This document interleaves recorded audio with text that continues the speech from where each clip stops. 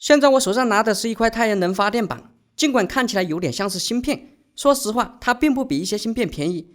这个就是目前光电转换效率最高的太阳能发电板，当然价格也是比较贵的哈，花了我约500元。像这样面积的光电池究竟能产生多少电？我们等一下拭目以待。为了方便对比，我还准备了一些便宜的太阳能发电板，一共5片，总价格约20元。看起来还是很不错，能够发出多少电，这些有待测试。这个是 LED 灯组，你以为我弄它来干嘛？当然是用来发电啊。LED 灯在光线下也是能产生电流，在某些紧急情况下可以作为发电电源。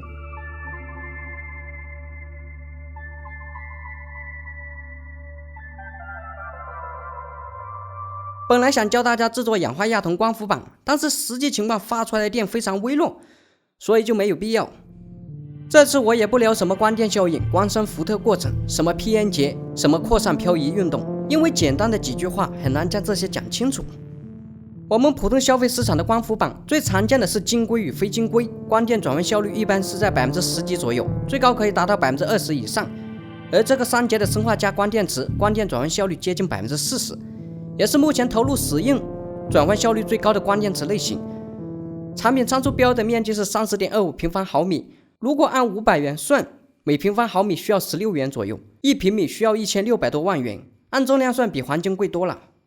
因此我们能在一些二手平台看到这样的商品，而且评论非常有趣。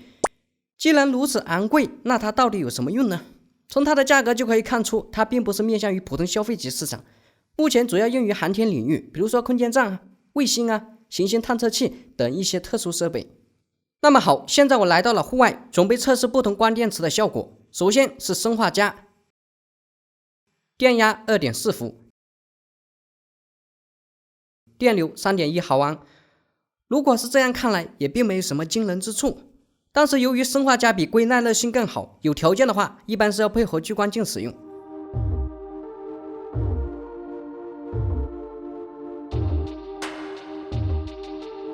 超出2层了，换成20安档位。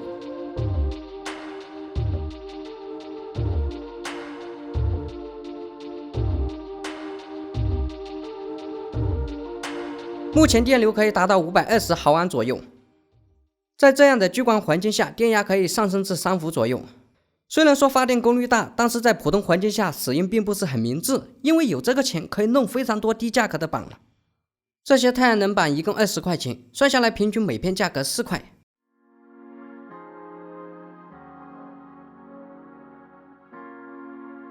单片电压在 6.2 伏左右，电流可以达到800毫安，带动小电机是没什么问题。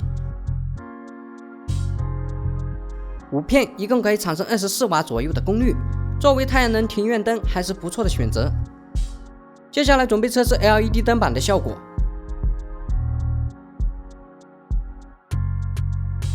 电压23伏左右，这个灯珠串联数量比较多，所以电压也会偏高。电流是 0.05 毫安，非常微弱。在某些紧急情况下，我们可以用 LED 灯作为太阳能发电，比如说这个电压是6伏左右，找一根数据线剪开，不清楚数据线的引脚定义没关系，2根最粗的线肯定是电源线，红正黑负，其余是传输数据的，然后连接上，另一端再插到手机上。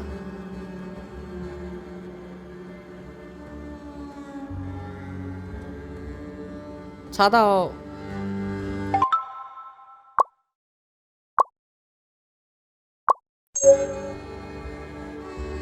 到手机上肯定是不会有任何反应，这一点是个人都会明白，因为这个电流太小了，除非你有很多 LED 灯才有效果。而我用另一个太阳能板就能充进去电。当然了，如果不是紧急情况，我还是建议大家买一个稳压模块来充电，这样起码对设备有一定的保护。好了，今天的内容就是这样了。